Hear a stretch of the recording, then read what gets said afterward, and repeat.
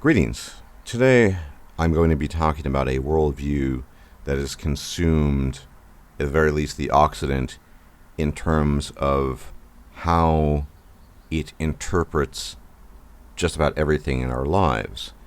And that is an extreme form of consequentialism that emerged in the wake of World War II. And this consequentialism has really from top to bottom defined every layer and every facet of discourse we may or may not want to engage in. And when I'm speaking of consequentialism, I'm not trying to talk too much about ethics per se. There are obviously consequentialist ethics and there are deontological ethics, and that's a completely separate topic. But really a more general, broader, consequentialist moral view that is attributed to discourse, scientific endeavor, and everything in between and surrounding those areas. So what basically happened? Well, it's not to say that in previous times consequentialist worldviews were insignificant, or they had no impact, or it didn't matter how you viewed the world with respect to research that you did or the discourse that you had. You could argue that the nature of Christianity in Europe was such that very much of it was consequentialist. You don't want to say certain things, you don't want to do certain things, you do not want to look into certain things because that might rouse the ire of God or invoke Satan, or very pragmatically it might lead to perdition and the destruction of your soul. And so therefore you don't want to really talk about certain issues or look too deeply into certain things or whatever. We have a version of that is, I'd argue, these days far more extreme, in that after World War II, everything in the West and everything in the Occident became a reflection of the interpretation of the events of World War II. Specifically, I'm referring to what people term as the Holocaust. I will refer to them as the events of World War II, henceforth. But this worldview has shaped everything from politics to discourse to science ever since. And by consequentialist, I mean that rather than explaining phenomena afoot in the world, you appeal to the consequences of what may happen if you talk about subject X, if you study subject X, or if you have politics about subject X. All of these things have become officially verboten. And why are they officially verboten? They're officially verboten because of the appeal to consequences. On matters of HBD, whether it comes to sex realism or a term I really dislike, race realism, I prefer just talking about human biodiversity and whatever differences there may or may not be between populations. That's probably the classic example where an appeal to consequences is invoked because you don't want to talk about these things because something may happen as a consequence. On matters of political importance, you see this on both sides. The right in a more sort of traditional conservative individualistic rights, this is Jordan Peterson type, and the left. The left has all kinds of things, as you know, where you say, well, don't talk about X because it may hurt somebody's feelings. So there's a consequence. You don't talk about this. Even the insanity around gender pronouns and Z's or Z or whatever all that stuff might be is related to a set of proposed consequences, how some people may be hurt, their feelings may be hurt. And even Jordan Peterson, who is much vaunted and much revered by many people, almost everything he argues, with a few exceptions, tends to be an argument from consequence. So his argument for individualism as opposed to collectivism is that if you collectivize people, it leads to all sorts of dire consequences that we can bear witness to, as seen in the destruction that was wrought throughout the 20th century, and therefore you don't want to collectivize. In his conversation with Sam Harris, Peterson viewed truth from a consequentialist perspective, namely whether or not something leads to death or destruction. It's a very consistent and recurrent thought in Jordan Peterson's discourse that those things that lead to death and destruction, at least potentially, that there may be a potential that are not truthful and are therefore to be avoided. So collectivism lacks the quality of truth because it has that potential outcome. And anything that might be listed off as a series of facts, well, they're facts, but they may or may not be true depending on whether or not they lead to human flourishing or thriving. Or alternatively, they lead to death and destruction. That worldview on the part of Peterson is entirely born out of post-World War II thought. On the left, it's much the same as I've said. Both sides of the coin operate in a consequentialist paradigm of the world. But what is the problem with this, fundamentally? The problem with consequentialism is it tends to lack explanatory power. Now, if you want to explain something, you have to look at the details of what that something is. And to merely say something is bad because it can lead to something worse doesn't explain what the thing is. It doesn't explain the composition of the thing in question. And in terms of historical exegesis, it doesn't explain anything at all, really. So Peterson has gone on record for looking at the events of World War II, specifically National Socialism, and then explaining things away in terms of the consequences of what happened. But that's not an explanation of what actually happened. Sometimes he'll go into some factual details, but other times it's just, you don't want to collectivize people because of X. Okay, I can agree with that, actually, philosophically. That still does not answer the question of whether or not that's a sufficient explanation of whatever phenomenon you might be trying to explain.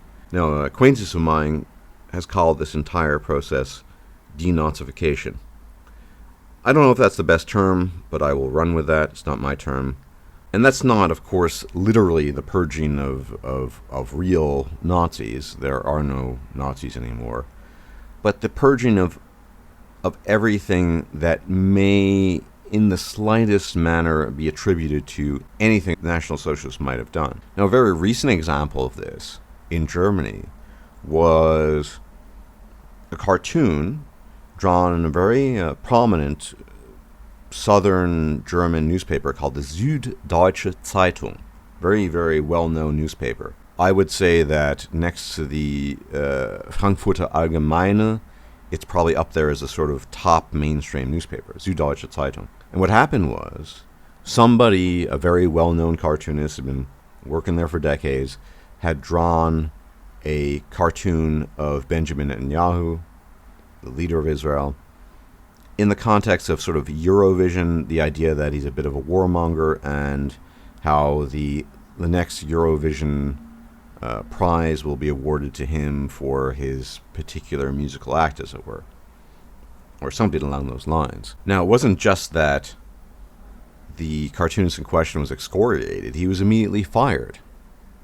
But if you look at the actual cartoon, and I am not going to be posting the cartoon here for obvious reasons, but just look up on Google Süddeutsche Zeitung Netanyahu caricature or Netanyahu cartoon, and you will see what I'm talking about. It was not even in the slightest hyperbolic, but it was claimed that, for example, he had been given immense ears. Not at all. If you compare, for example, side by side, the caricature of Netanyahu in that particular cartoon with earlier caricatures of one George Bush, former president of the United States, who looks to have ears as large as Dumbo the elephant, such that he could fly away in the clouds, it's laughable, this claim. And the other claim was that it looked to be something that might have appeared in the Stürmer, which is completely laughable as well. The point I'm trying to make is, this is a kind of panic that has arisen from the consequentialist worldview, where every possibility that may occur related to something that did occur during World War II creates wide-scale panic, and everybody joins in what I regard as a kind of collective lunacy. This was absolutely the case in this article with the cartoon in the Süddeutsche Zeitung. There's just no way this could be interpreted as outrightly anti-Semitic. At best, you could argue that it was very ambiguous, but I would say that it was not at all, and there was no indication of that. But this is the consequentialist worldview. If you want to look into the details of anything related to history, biology, sociology, even literary or philosophical thought, this worldview, the denazification worldview, the post-World War II consequentialist worldview, dominates everything. And the problem is, again, that it does not explain the mechanisms of these phenomena in question. If you're interested in the way human beings work and population differences, simply for the sake of it, you can't do that, because there might be dire consequences down the road. If you're interested in looking at the political and economic causes of World War II, you can't do that because there might be consequences down the road. And it simply is not sufficient explaining things. Now, you could make an argument, I suppose, that it is better to have this absolutist post-World War II consequentialist Weltanschauung, because the alternative is too horrific to contemplate, although I would be in stark disagreement with that, because things will eventually be explained regardless. There's a natural inquisitiveness to human beings, I think, some human beings at least, whereby they are driven to try to understand things and explain things. This happened in the past. When Galileo was excoriated by the church for some of his investigations, he nonetheless went on to publish his theory of the tides, and there were consequences to that, as many people know. I'm sure he cared, but it was more important to him to understand the phenomenon of tides rather than to worry about the consequences of his publication. My concern here with the absolutist consequentialist worldview is not to say that a consequentialist worldview is axiomatically false. It can be really useful and sometimes probably correct given the right context. But the post-World War II consequentialist worldview, where everything is a reflection of the events of World War II in all manner of biological, social sciences, public political discourse, is frankly speaking insane, crippling, and paralytic. I don't think that long-term we benefit from this, and it has created a Occident-wide neurosis in people, and certain people, concerning certain issues. This is not of any benefit. Specifically, I would argue, it's not of benefit to the people who tend to be most neurotic about these things, because long-term, it could literally create the consequences that they worry about the most. Now, I know this isn't going to happen, but I think it's high time that World War II ceases to be the model by which all things are judged in our world of social science, biological science, and political, and indeed even economic discourse in some cases. Because if we continue down this line, we're going to lose our ability to really understand anything. And more importantly, the greater the temporal distance between the events of World War II and the current year, the more there is going to be a doubling down on that denazification, on that post-World War II Weltanschauung, because it's so far removed, it's barely relatable anymore. And so efforts will have to be amplified, intensified, etc. This absolutist, consequentialist worldview is of benefit at this stage to no one long term, and least of which the people who tend to worry about these things the most, because long term, doubling down on the consequentialist post-World War II worldview will only create greater tension, greater hostility, greater everything, and I will reiterate my main point. Focusing on consequences, suffering, death, and destruction does not explain how A led to B. It only explains that B was something particularly horrible. But the path to get there is lost in the debris of destruction. I don't think that's a good way of approaching things. And I think the consequentialists need to rethink their position if they want to maintain the hegemony of their school of thought long term, because doubling down on it is actively making it worse now and will make it worse in the future. I think that's relatively certain. When the dam can no longer hold the flood back, or the tides of inquiry, even if it's the simplest thing, and I'm actually not referring to anything specific here, but general inquiry that seems to be painted over by the narrative that we've all experienced in the wake of World War II. What are we going to do? What can we do? And these are real questions. So I would say, moving forward, it would be a good thing to not at least take the absolutist position on consequentialism the way that Jordan Peterson does, and the way that indirectly and yet very directly SJWs and far left people do, and try to just be descriptive of things and worry less about the consequences of description, which is not to say there would not be consequences to describing things, because people obviously take information packets and they run away with it and draw all kinds of wacky conclusions.